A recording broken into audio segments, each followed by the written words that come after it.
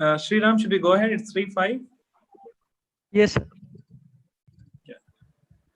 Thank you. Good afternoon, everybody. Welcome back to the next series on Telearogya. Today, we have faculty from NIMHANS again helping us out in training people and orienting them for OSCE system of evaluation. Today, we have Dr. C.N. Janardhan, who's an associate professor of psychiatry at NIMHANS. We also have Dr. Lavanya, who's a senior resident at Department of Psychiatry at NIMHANS. Both of them have been actively involved in the conduct and ongoing supervision of the exams that NIMHANS had happened recently. They've also actively contributed towards developing this system of evaluation, whether it's forming questions and things like that. So they have rich experiences in the OSCE system of evaluation and implementation at NIMHANS. Rightly so, Department of Psychiatry is actually helping us with this process of training. And today, Dr. Janardhan and Dr. Lavanya will be able to help us on training people on assessment in manned OSCE stations.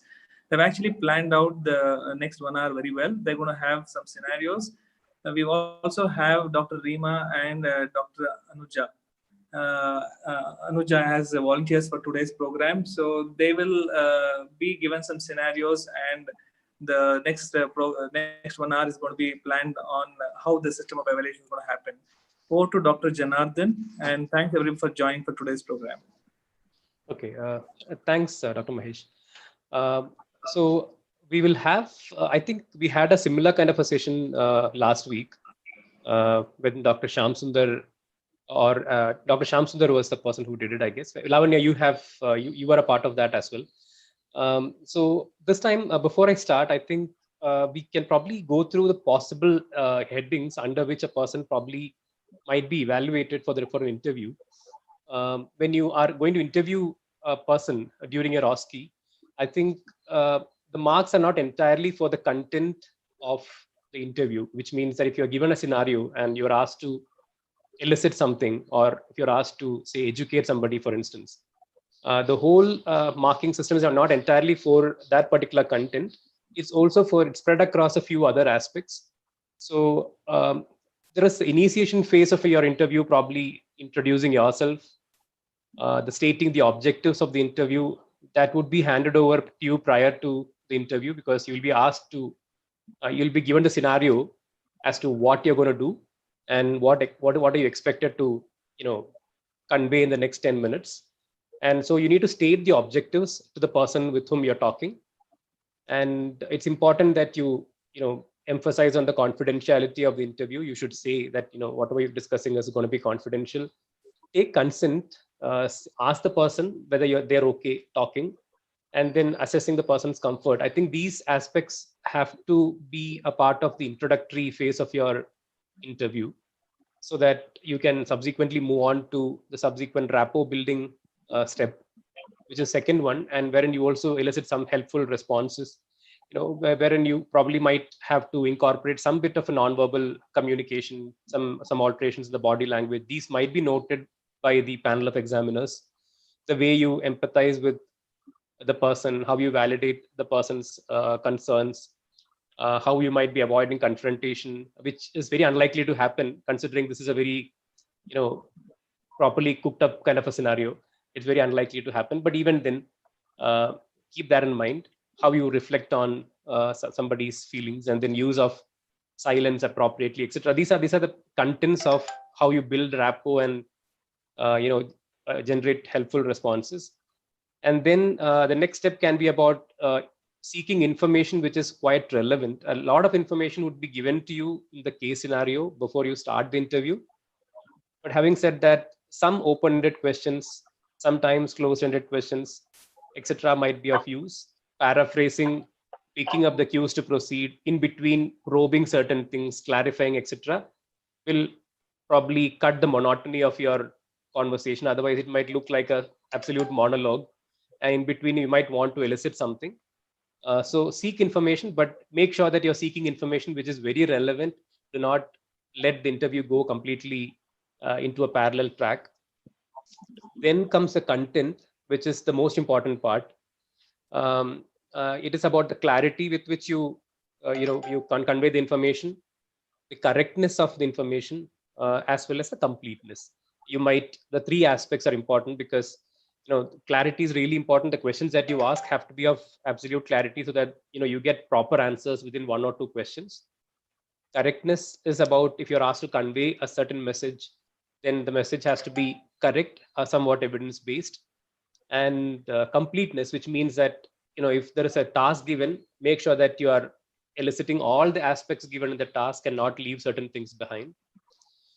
So you might want to note down certain things before you start the interview. I mean, you might want to jot down certain points before you start, and then you can have it with you before you start the interview. It can aid your interview much easier.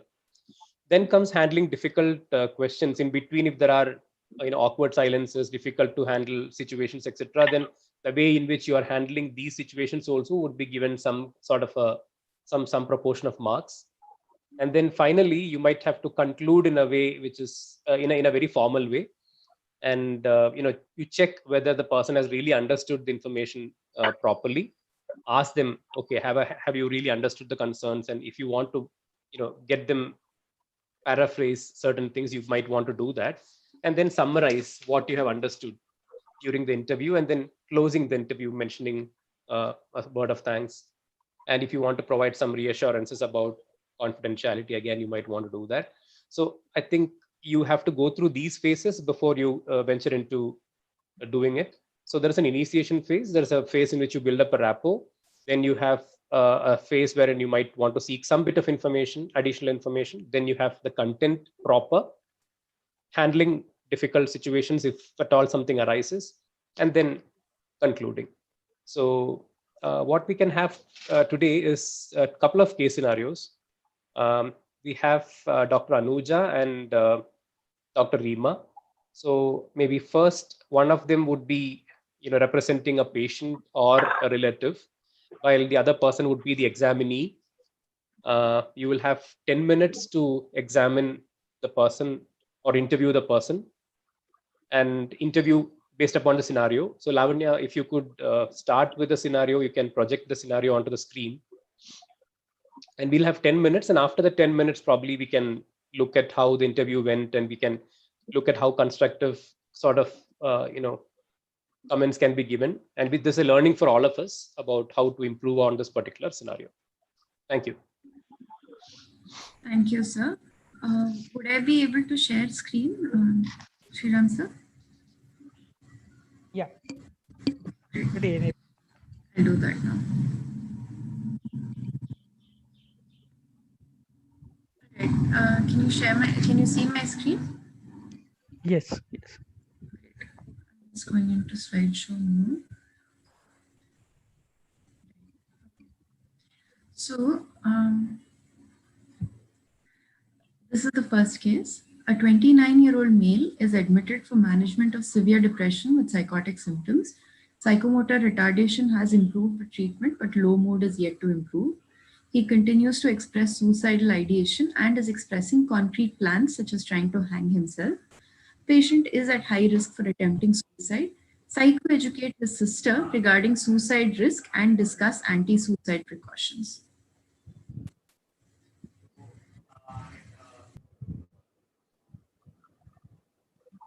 So in this case, I think Dr. Anuja is the patient's sister. Yes. And Dr. Reema will be the interviewer.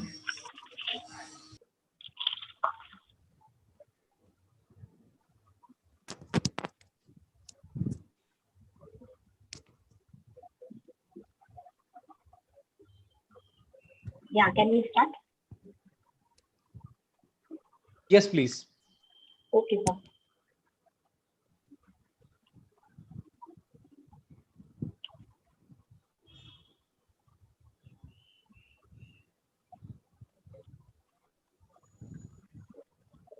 Yeah, I'm Dr. Reema, and I'll be talking to you related to your brother's illness. Can I get to know what is a good name? Yes. Hello, Dr. Reema. I am Anuja. Yeah, I'm very much concerned about what is going with my brother because this has never happened in my family before. Okay. So what are the things which are bothering you? Can you just tell me? Ma'am, he has been he has not been doing anything for a long time, does not indulge in any conversation, and has been thinking about ending his life, and which is bothering me a lot. And he has Okay. expressed those ideas before also to me. I did not take them seriously, to be honest. Okay. So I would like to brief you about your brother's illness. And in the current interview, your brother has reported me some things which I would like to share it to you. The things which has been bothering to your brother are he feels that he should end his life, and he has thoughts of ending his life by hanging himself. I wanted to check with you that are you aware about he being suicidal in current time?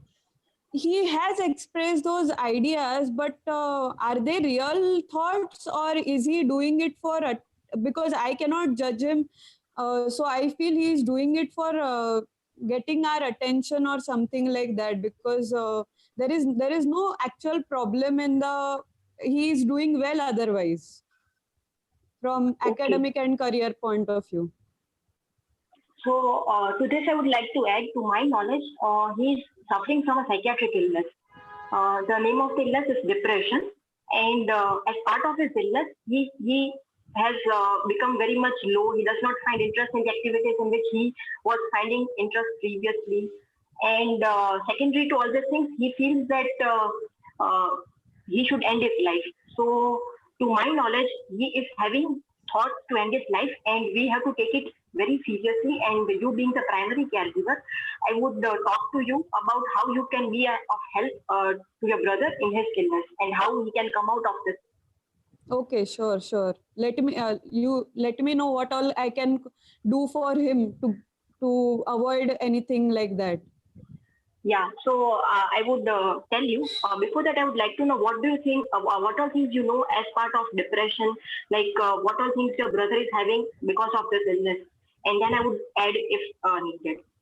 So he has been having this low mood for long time. He never interacted. The interaction with the family members has decreased, and he prefers to stay aloof within himself, does not interact with us much, and his appetite has gone down drastically. He used to eat significant amount, and you can say it is hardly half of it which he is eating now.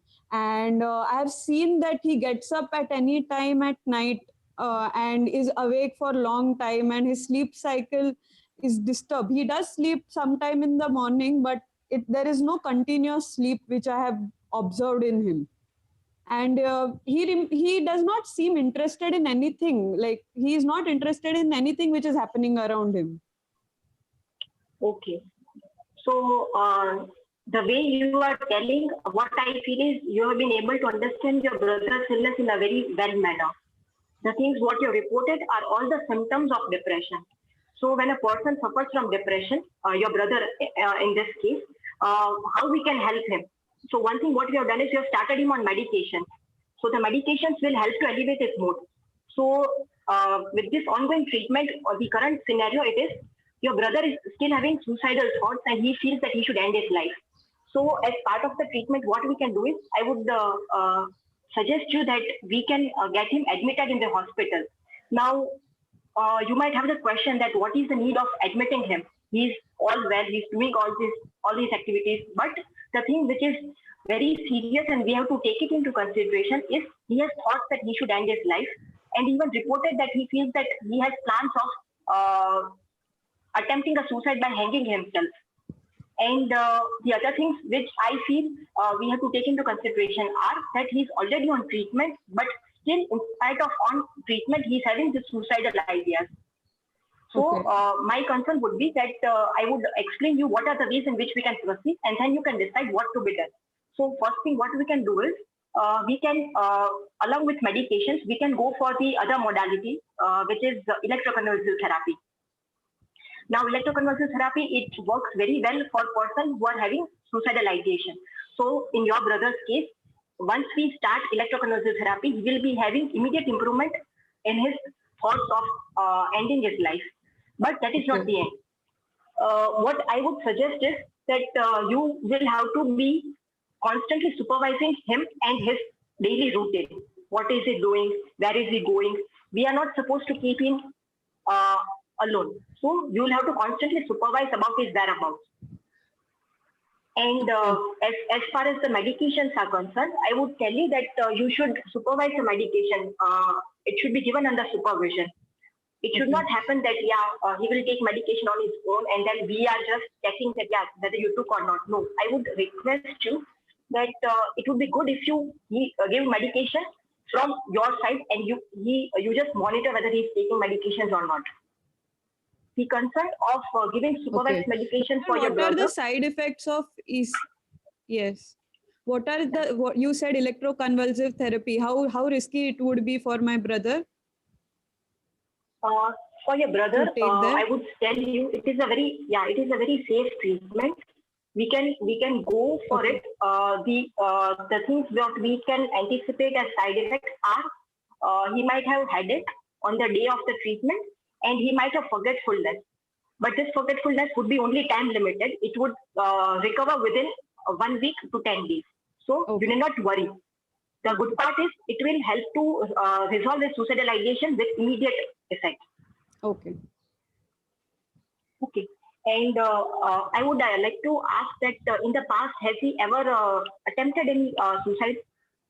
Yes, doctor. He has done once. We were not aware. Luckily, we opened the door and we saw a few tablets lying besides the bed where he was sleeping, and a bottle of medicine. But the bottle seemed empty and few tablets were lying on the bed. He took multiple dose of a single medicine at some time before sleeping, but because by chance I happened to enter his room, I could notice that event on time and we could rush to the hospital. If we would have reached late, he might have ended his life back then only. Okay. And in your family, does any other person have any history of suicide? No, doctor, we do not have any neither none of my parents have any, nor my distant relative have any similar history. So it is quite disturbing for us to see what is happening to him. Yeah, okay. So I can understand what is happening with your brother's current state and the kind of disturbance what you would be facing being the sister of your brother. I can understand the difficulty what you are having, but looking at the current things, it would be good if we just take these necessary precautions. The necessary precaution, as I said, I would like to just summarize for you. The first thing what I suggest is that we will you should give him supervised medication. You should not leave him alone. You should monitor about his whereabouts. You should also try to keep stuff like sharp objects like a knife or a blade away from him, because if he becomes very much suicidal at that very point of time, and if he sees such objects, he might attempt for it. And the other things what I would suggest is that you can treat him as a friend of, you can be a friend to him, because providing him the support that, you understand what is happening will be very much crucial for your brother's improvement. Doctor, he will come out of all this. Now you're sure about it? You will come out of all this problem? Yeah, so we will go with the treatment and we will see how the improvement goes. But at the current time, with this necessary precautions, we expect that he will recover. Okay. Thank you, doctor. Anything else you would like to share or add? No, doctor, I have understood most of the stuff. Okay. Okay. Thank you, Dr. Anuja and Dr. Rima. I think we were able to stick to the time of 10 minutes, or was it a bit longer than 10 minutes? I think it was around 12 or 13 minutes. Yeah. So before I start talking about it, is there something else? Should we ask the forum to people to ask doubts, or how do we go about it, Lavanya? We could ask them to put their questions in the chat. So that's what we did last time. Okay. Okay. So they will put their questions on there, and then meanwhile, maybe you could give your feedback. Okay. I think I think you have done a good job, Dr. Rima, considering that Dr. Anuja had some questions in between. Certain questions popped up in the middle, and so you had to go a bit zigzag. A bit straying away from the format that you would expect. But having said that, it might be useful to finish certain things at certain parts of the interview, and not let certain key elements to come towards the end, because the content, for example, in this is primarily regarding how you convey this whole idea of the fact that there is a grave situation for the brother, and how it is important for us to be more responsible for him, both as a relative as well as from the point of view of a treating person. So that message, you have conveyed it. It happened, but when there are 70 pairs of eyes on you, generally it becomes a bit difficult. You might do it really well without anybody around in your clinic generally, but this is a very artificial kind of a situation. So what happens is that it can go up and down. The way you introduced the concept, the way you introduced yourself, etc., was okay. Then I think you have to maybe focus on the question a little bit clearer. The scenario was pretty well spelled out. It was very clearly mentioned that it's a person who's admitted for the management of severe depression with psychotic symptoms. So the whole question of whether to admit him and the discussion pertaining to admission, etc., goes out of the window. So it gives you a lot of time to spend on the relevant aspects rather than discussing about what is the need for admitting this person in the first place. So you might want to start, after your introduction, you might want to start saying that as you're aware that your brother is admitted right now, which I'm sure she must be aware, because for an admitted person, and you're conveying this message to a significant relative, then you can straight away start with this kind of, you already know that your brother is admitted and has been diagnosed with severe depression. And usually these sort of discussions related to, suicide, etc., after admission happens after a few days, isn't it? Or it could be immediately, but then you can actually give an idea that the person is already aware. And it's also important to appreciate that it's a difficult phase for this particular person, as in you also are going through a difficult phase, and you've been handling this crisis pretty well. So that gives some bit of a confidence to the person who's sitting across.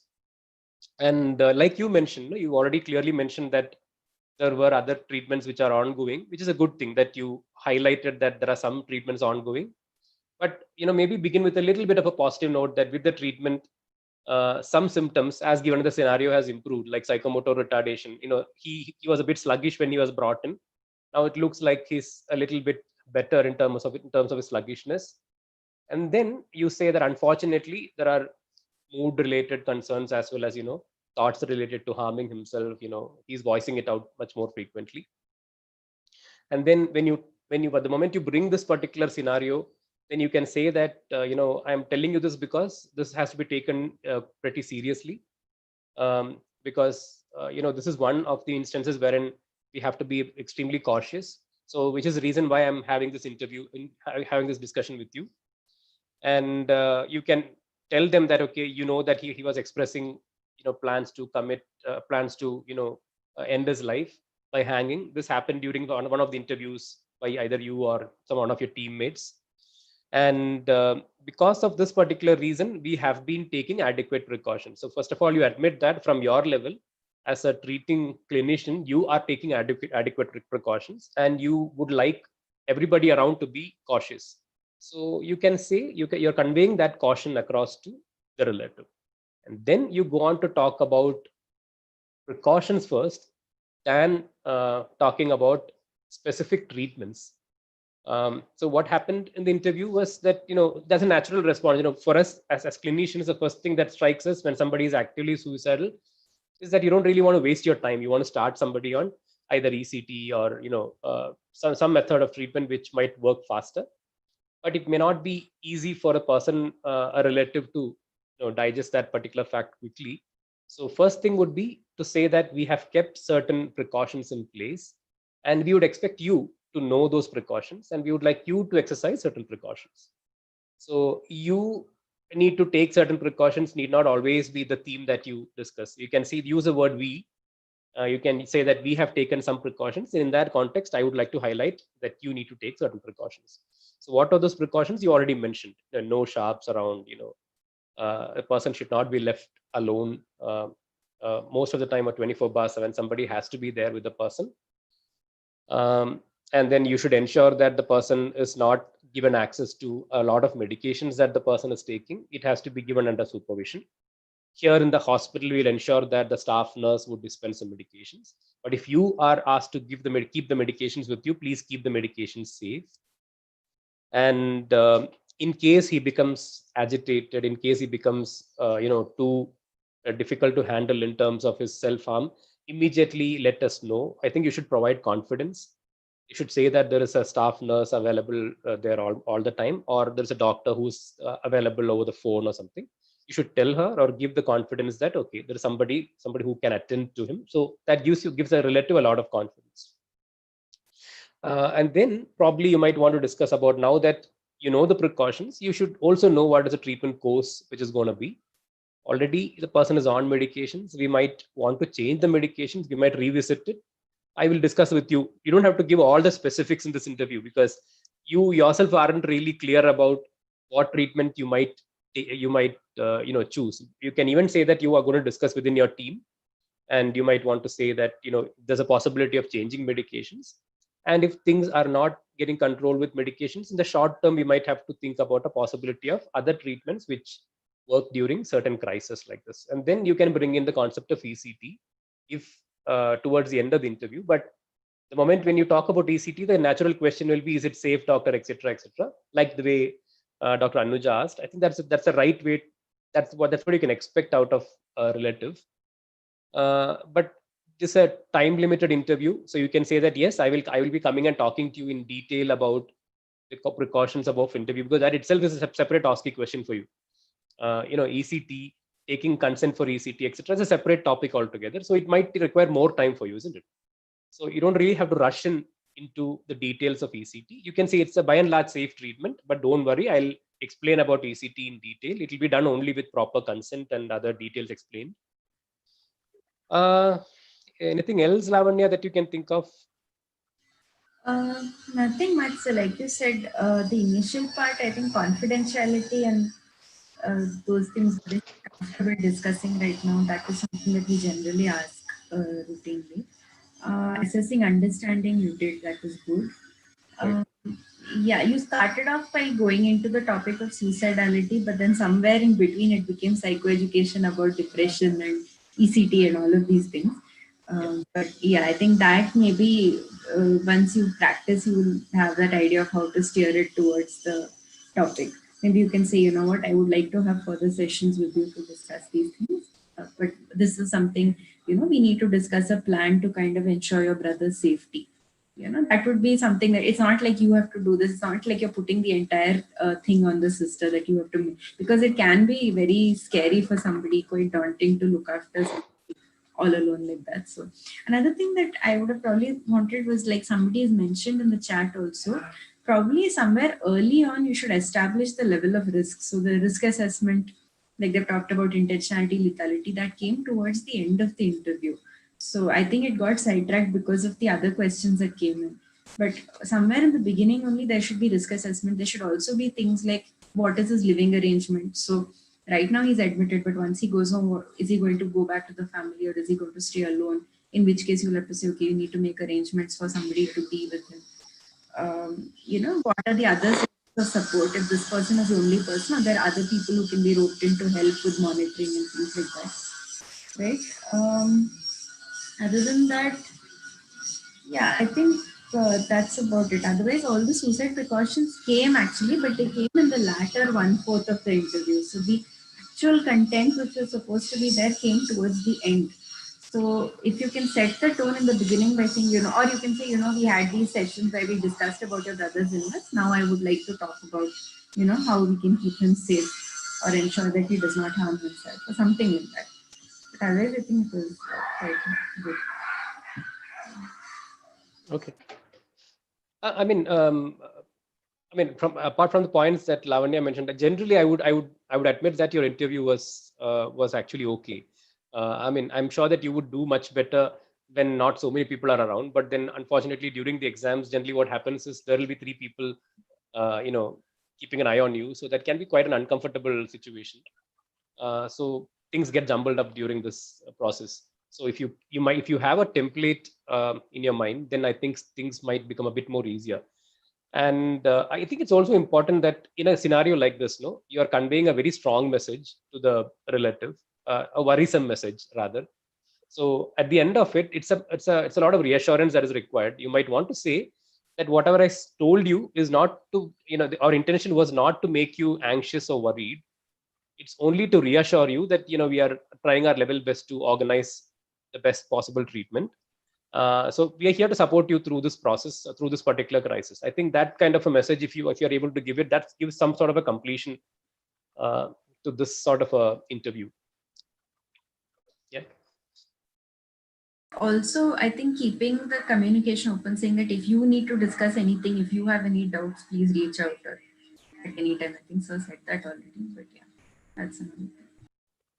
Okay. Do we hear from any attendees? Somebody has any comments on this?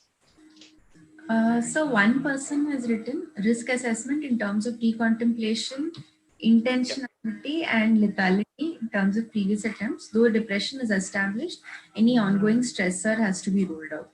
Yeah, the point taken. I think that's what you also reiterated. So that could have come a little bit earlier in the interview as a part of clarification process with the person sitting across.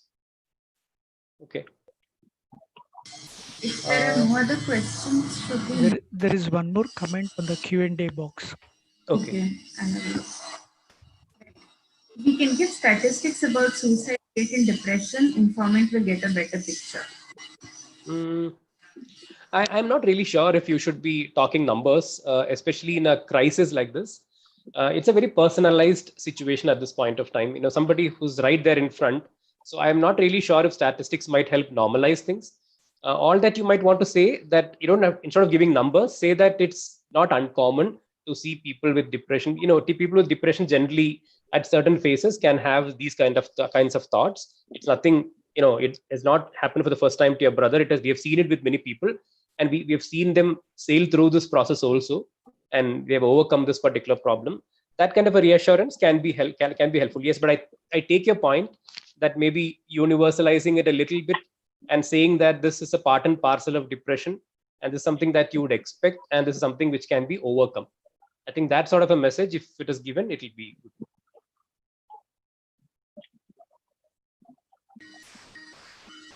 Should we go on to the next scenario? Yeah. Dr. Lavanya, can I request you one thing? Can we take case 3 instead of case 2? Because I am not an exam going person. I just thought that I have to volunteer as a patient or relative. Is it problem? okay? No problem. No problem. We'll go with that. Thank you. Yeah. Thank you. So case 3 then, sir.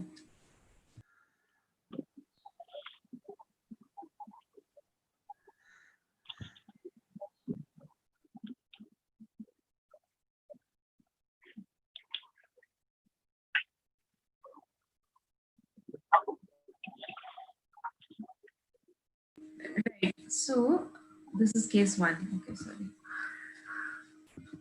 I'm not able to move my slides. Just give me a second.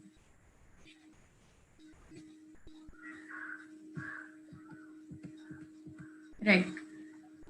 This patient is diagnosed to have OCD. The main symptoms are repeated thoughts related to contamination of household objects with germs.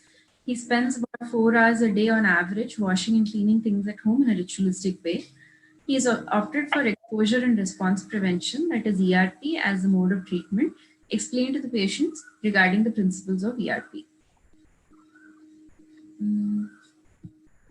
Right. So I think again Anuja will be the patient and Dr. Rima will be the interviewer. Okay, go ahead.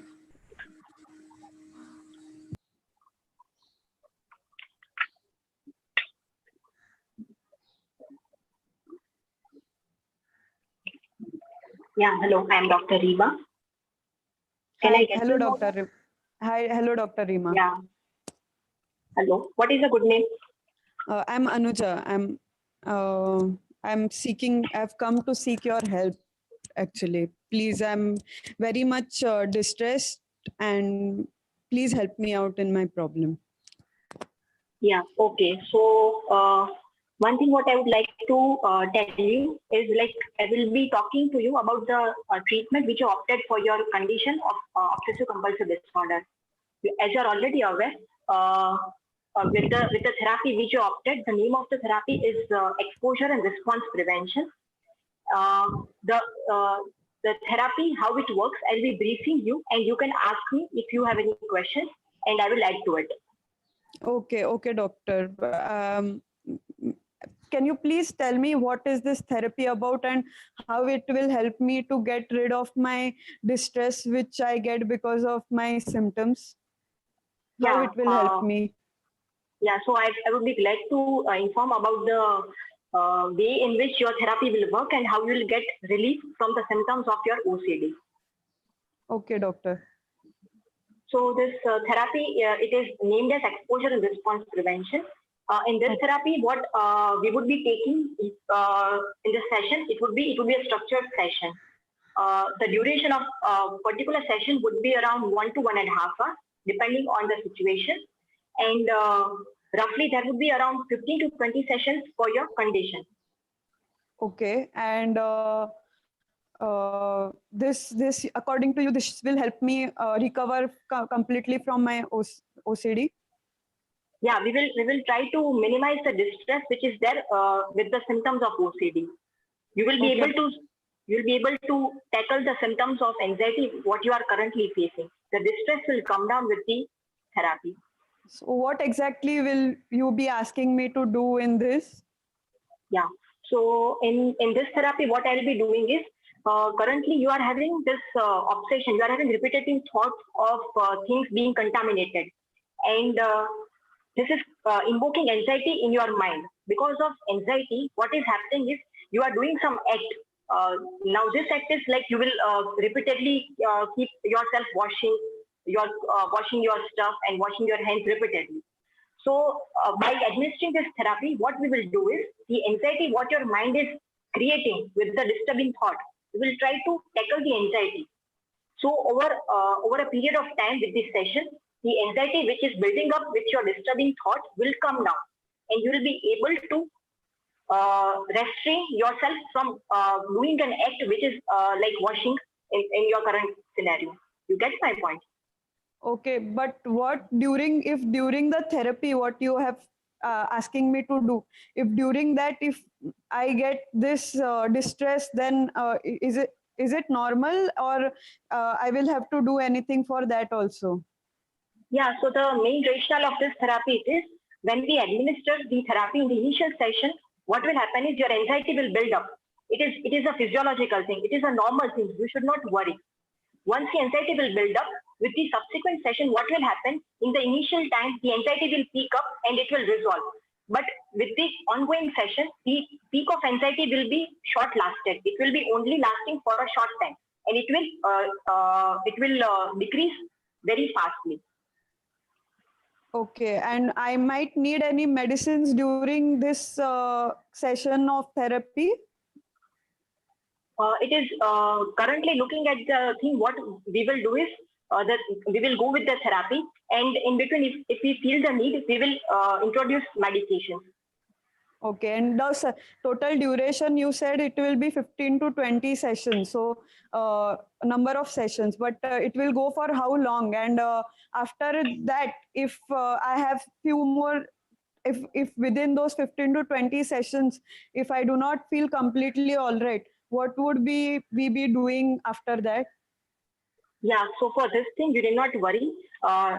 At that very point of time, I will assess what can be done next. Currently, what we will do is we will be going with the therapy, and with the ongoing sessions, your anxiety will be coming down. So you will not have the distress which currently you are facing because of the condition. And my medicines will stop after that, doctor? As far as the medicines are concerned, what I would suggest is currently it is very difficult for me to comment whether we'll be able to stop it or not. But this therapy will definitely help you to decrease the number of tablets and decrease the dose and the duration of the medications which you will be taking. Okay, doctor. Thank you. Anything else you would like to know about the therapy? No, doctor, but I'm just very much anxious about the therapy itself, because during that period, if I touch anywhere, I will feel like going and washing my hands, and that will cause a lot of distress to me. So I'm just worried about the therapy session now. Yeah, at this point of time, Is this assure you. normal? Like, do you see this in every patient for the one who are posted for therapy? Yeah, the condition what you are suffering is an anxiety condition. It's a disorder of an anxiety. So it is very physiological for a person to have anxiety about the therapy also. But I can assure you that with the ongoing therapy, you would be doing well and you will be able to deal with the anxiety. You need not worry. Okay. Thank you. Okay. Okay. Are you done with the interview? Yes, ma'am. Yeah. Sir, will you also unmute? Right. Yes. So, okay, it started off well in terms of you set the tone, you said, okay, this is what we want to discuss and so on and so forth. You talked about how the usual duration of a session is much time, and therapy sessions on average may take 15 to 20, maybe more, maybe less, depending on your level of motivation. A couple of things that I felt were a little off were that the goal of therapy in the long run is to, yes, to decrease your anxiety and distress. But usually what happens in ERP works on the principle of exposure, right? So basically you're going to expose yourself to situations wherein your obsessions and therefore your anxiety are going to get triggered. Okay. You're not to do your compulsions, which is your usual response to dealing with the anxiety. And then subsequently, your anxiety is gradually going to come down on its own. So what actually happens is the anxiety may last longer and it may be more distressing to the person in the initial stages. But gradually what happens is when they keep doing these tasks repeatedly without responding to it by doing compulsions, the anxiety will eventually reduce or come to a point where it becomes manageable. So basically the person learns that even without doing the compulsions, nothing majorly wrong happens and the anxiety will anyway come down. Okay. So one thing would be to explain how anxiety reduces and decays in the process without having doing compulsions. Right? Maybe also useful to explain the whole thing of how obsessions lead to anxiety, lead to compulsions, which serve to reduce the anxiety in the short term, but then until the next trigger or the next stimulus comes along, wherein the person's obsessions again begin. Okay, so whatever they're doing right now to bring down their anxiety or distress is actually just a temporary fix. And the process of ending up doing these compulsions and all of that are going to take up much more time and energy and effort. And as a result of that, there is so much of dysfunction. This person, I think, was washing for 4 hours a day because she was worried about germs. Okay, so one thing is when you talk about principles of ERP, you talk about how it's a type of CBT and it involves it involves what we call exposure tasks. Okay, so the first few sessions would be us understanding what exactly is the problem. Like, it's OCD, but then we need to dissect it in a little more detail and see what are the kind of symptoms that you have, what dimensions of, what are the dimensions involved, what are the usual obsessions and compulsions that you do in a day. So you spend some time dissecting out what are the symptoms that are there, right? And how much time and how much dysfunction. Next would be talking about how, like I explained to you, how the whole principle works. We talk about making a hierarchy, which was something that was not mentioned in the whole thing. So you want to do a hierarchy tasks, right? Starting from maybe moderate level anxiety inducing. So you maybe for her, for example, touching the tap would be say 50% anxiety, but touching the toilet handle would be like 100%. So you may want to start with maybe touching a doorknob and not washing immediately, touching the tap and not washing immediately, right? Tolerating anxiety, and then walk up to much higher anxiety tasks, right? So you want to do this in a somewhat graded manner. So we maybe start with moderate anxiety level and build up from there to allow the person to habituate to the anxiety. Okay. So these are things that need to be talked about. And after each session, you'll also want to discuss about what happened, how did, you may also identify certain cognitions associated with, so cognitive restructuring also can happen. Okay, both of them together. The other thing that you need to mention is that a lot of improvement in OCD with ERP depends on the level of motivation of the person, right? So it is important that the person is collaborative with you, and this whole thing should not just be you instructing them. You make a hierarchy collaborative, you discuss and come up with ideas. Another thing I think would be homework tasks, which should have been mentioned. Okay, so we may start off by doing certain activities with the therapist assisting you, but then you may also have to replicate certain activities, certain homework tasks at home, and then come back and discuss in the subsequent sessions. Another thing, I don't know whether you talked about frequency of sessions, once a week or twice a week. No, she just said overall 15 to 20 sessions. Yeah, So I would also say that, keep, mention the frequency also, because if you're having 15 sessions like once a month, that's unlikely to do anything very significant. So just say that, you have that. Sir, anything that you wanted to add? I think pretty much you've summarized most of it, Lavanya. I would straight away start with understanding what does a person mean by opting for exposure and response prevention as a mode of treatment, as the case scenario mentions. No, it's clearly mentioned that the person has opted for it. So it might be while the person is on medication or otherwise. So we really don't know what the scenario is. So you can ask, you may straight away ask, what made you think of ERP, or what made you think of exposure and response prevention? I understand that you opted for it. Then why? Because the person might by then you might be able to understand the person's understanding regarding this whole treatment process. At the same time, if the person has really understood that this is an anxiety-provoking exercise, and yet the person wants to get in, then it talks about the person's motivation, isn't it? So assessing motivation probably might be the most important thing to start before you embark on CBT. Or especially BT, because the question is specifically regarding exposure and response prevention, not regarding cognitive behavior therapy in its larger sense, but practically they are synonymous. No harm in asking the person specifically regarding what kind of obsessions are you dealing with, and in addition, you can also ask, do you think that this is reasonable to watch this much? Or so some bit of insight assessment might be useful, because before starting ERP, if you know the person's insight, the person has really fantastic insight, then it makes your job easier. You can straight away get into explaining regarding what ERP means. If not, then you might have to go on to explain how you might have to spend some sessions prior to this, maybe to understanding your thoughts, or maybe changing your agenda, or changing the kind of thinking that you are having right now, from contamination to how do I get rid of the fear of contamination rather than actual contamination. So that kind of a shift is called cognitive restructuring. That has to happen in the initial few sessions. So, but then these things can be very brief questions. First of all, to understand the motivation, what makes a person think of ERP as an option? Is a person also taking medication simultaneously? And if so, is a person motivated? I think these four things are enough to understand for the initial questioning part.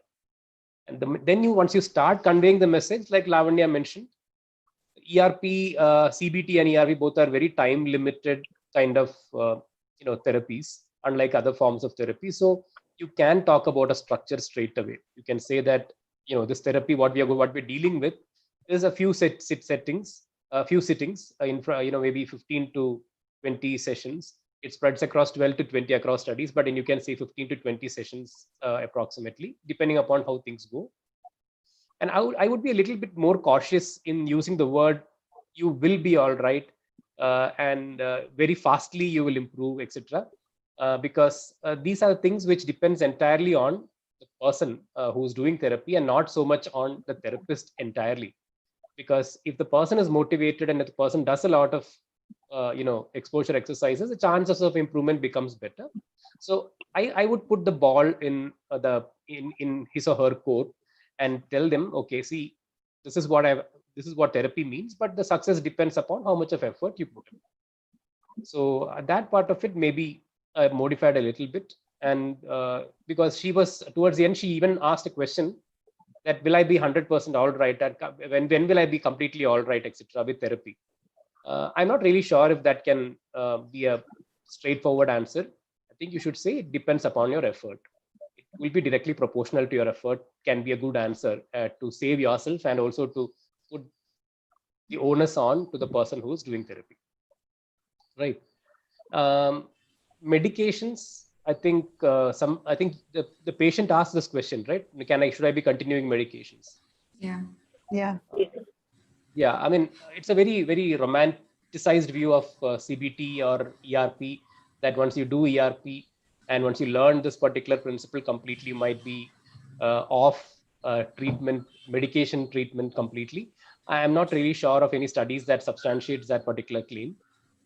So I would say that most probably, if you're already on medications and still if therapy is being suggested to you, it means that your illness is moderate to severe. So in such situations, I would expect your medications to be there in your charts for some time.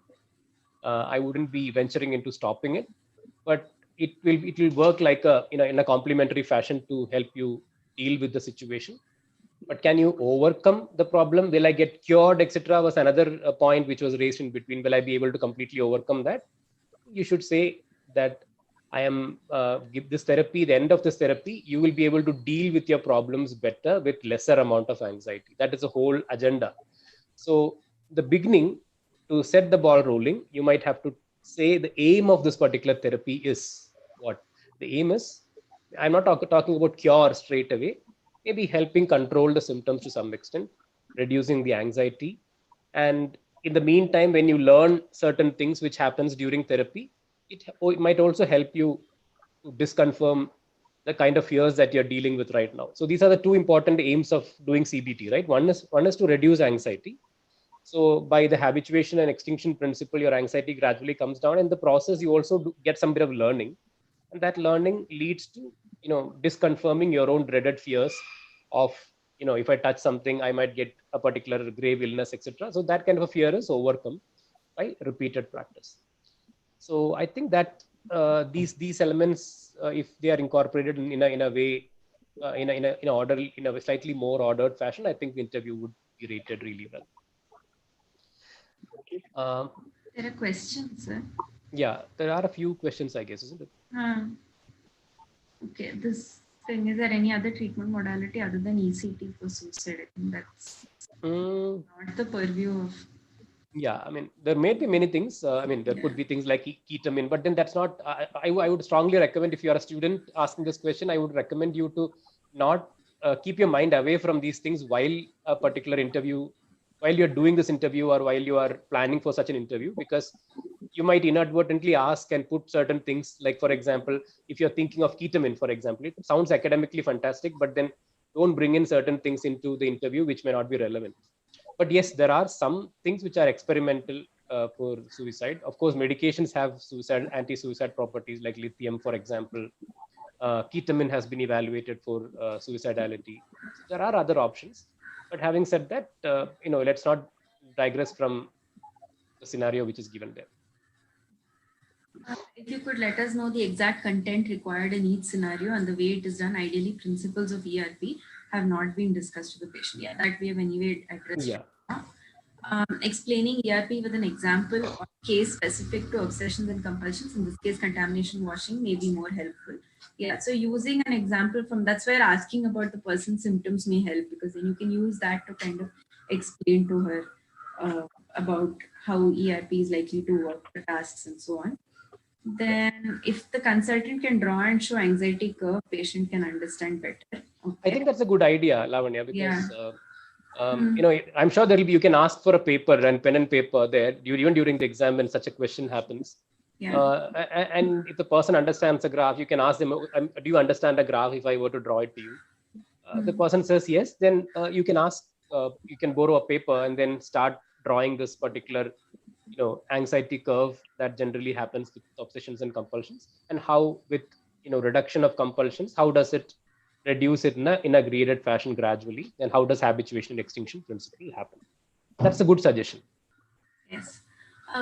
Okay. Benzodiazepines can be given during ERP, no way. I mean, if a clinical psychologist is sitting right next to you, the answer would be no way. But I would, in clinical scenarios, you might, but you are going to be talking in the point of view of exams. So not during the therapy session, definitely. The person. And not during therapy sessions. The whole idea is, I mean, the question, I don't know whether the question is related to while the therapy is being planned the next 1 month, do you put somebody on clonazepam, for instance? I mean, you can do it, but then the whole idea of doing therapy is to get the person to appreciate the severity of anxiety and how it comes down. But in many cases wherein anxiety is extremely bad, in order to make the person more cooperative, then you might end up prescribing it. But let's not get into whether you should prescribe benzodiazepines or not, unless the patient asks, okay, I'm on clonazepam, shall I increase the dose of clonazepam? I hope you don't get such bloopers during the exams. I mean, yeah, that's what. Not during the ERP session. The person is already on benzo, you may not this thing. Okay, human behavior is learned. Thus, all behavior can be unlearned. Can be a good opening statement for all BT and reassuring also. Response prevention can be connected to desensitization. Sir, ma'am, confidentiality should be discussed in therapies also or not needed? Yeah, I mean, that is what you would discuss generally at the beginning of any session. It's a good practice to talk about confidentiality. Say that, we are discussing something, but make sure, I mean, many people may not want their discussion to be known to somebody else. So you can say, like in any forms of interview or therapy, an opening statement regarding confidentiality, you wouldn't lose anything if you make that statement. You're not going to be penalized for that. Will it be possible to have a list of tentative topics which can be discussed this way? I'm not sure. That count will be enormous, man. Whoever has asked that question, there will be a lot of questions. I mean, a lot of scenarios possible. It's just, we just cooked up something from our mind when we thought of, this. So I think you can have so many scenarios possible. I mean, I can randomly give you examples. For example, if you were to start somebody on clozapine, what were the investigation? How would you educate a person before you start on clozapine regarding clozapine monitoring related things? Lithium. So pharmacologically, you have so many possibilities. You want to start somebody on olanzapine and the person is on a slightly chubbier side, and you want to say that, you have no choice but to start on olanzapine, but then these are things that you need to be keeping in mind. So what are the lifestyle modifications that are mandated? How often would you ask the person to get the blood test done, etc., for sugars and cholesterol? So these things can by itself be certain OSCE questions. ECT, for example, today, you started off with the point about ECT, right? So how do you take consent for ECT and how would you plan ECT? What are the precautions for that? What are the things that you need to highlight to the relative as well as to the patient, depending upon the case? That itself can be a good OSCE scenario. In terms of suicidality also, so assessing suicidality in the patient as opposed to... Now, this was you conveyed a message related to suicide, no, to the relative. Instead, you might have a patient sitting in front and they might say that this person has voiced out some suicidal thoughts. So assess the risk of self-harm in this particular person. That itself can be a OSCE question. Right. So the topics are quite a lot, but more than knowing the content of the topics, it's very difficult for you to by heart a lot of things, but at least you might, a lot of things clinically, but it's about how you organize it and the way you put it across in 10 minutes, because nobody expects you to give 100% academic input during as far as the content goes. What is really important.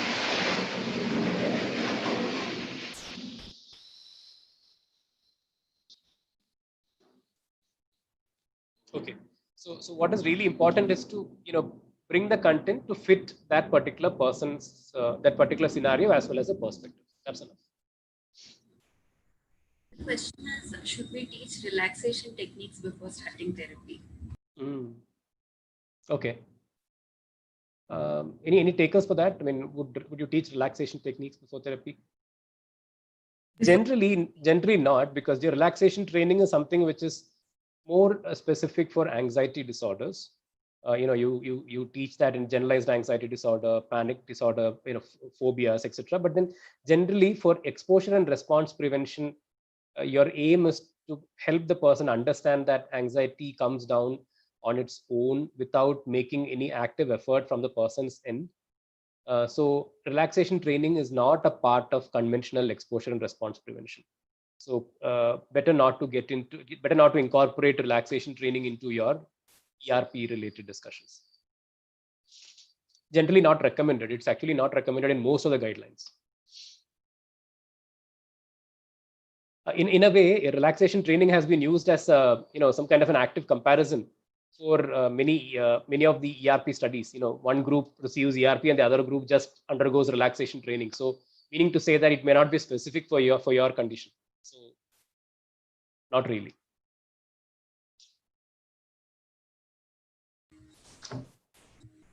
I think there are any more questions.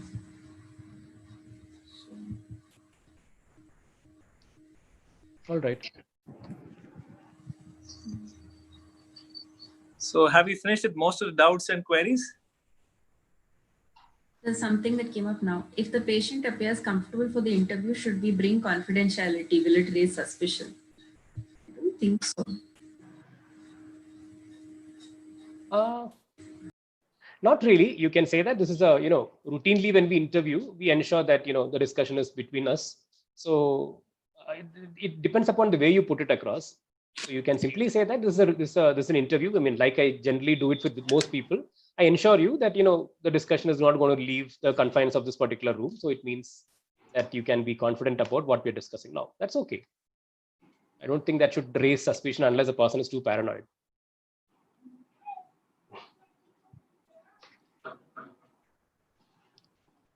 I think the last 1 hour has been really thought-provoking, and a lot of discussions have happened on actually how an actual interview technique should happen for a manned OSCE evaluation. If you look at the lack of training, all of us have never been trained in actually interviewing and evaluating a patient on a structured way. If you look at a structured evaluation like PANS and things like that, that will give a lot of structure to the questioning that we ask. I think most of the clinical scenario in an exam context have to be structured to that extent. What is to be asked, what not to be asked, how much to be asked, and where do you probe, and how do you put in an anchor point for a particular psychopathology. So it becomes very specific, and we all lack this form of training. True. Doing this sort of exercises is just the beginning. I'm sure a lot of other training and teaching is going to go on in this direction. And we're coming to the end of today's program.